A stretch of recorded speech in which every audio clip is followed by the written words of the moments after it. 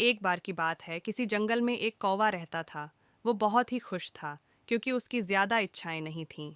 वह अपनी जिंदगी से संतुष्ट था। लेकिन एक बार उसने जंगल में किसी हंस को देख लिया और उसे देखते ही सोचने लगा कि ये प्राणी कितना सुंदर है। ऐसा प्राणी तो मैंने पहले कभी नहीं देखा। इतना साफ और सफेद। ये तो इस जंगल में औरों से बहुत सफेद और सुंदर है, इसलिए ये तो बहुत खुश रहता होगा। कौवा हंस के पास गया और पूछा, भाई तुम इतने सुंदर हो, इसलिए तुम बहुत खुश होगे। इस पर हंस ने जवाब दिया, हाँ, मैं पहले बहुत खुश रहता था, जब तक मैंने तोते को नहीं देखा था। उसे देखने के बाद से लगता है कि तोता धरती का सबसे सुंदर प्राणी है।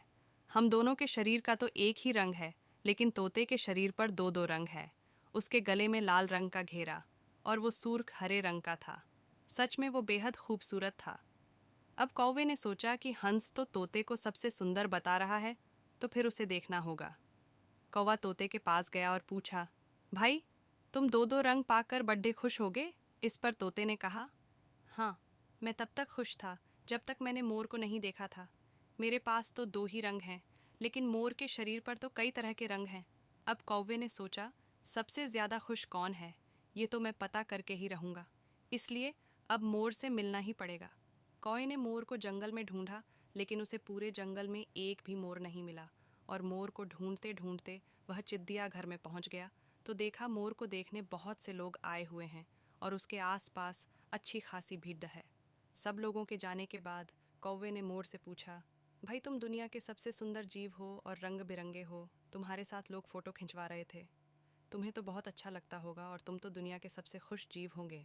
इस पर मोर ने दुखी होते हुए कहा, भाई अगर सुंदर हूँ तो भी क्या फ़र्क पड़ता है।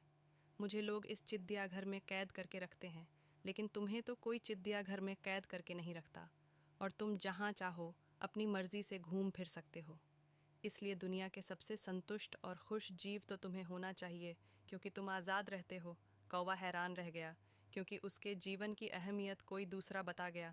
दोस्तों, ऐसा ही हम लोग भी करते हैं।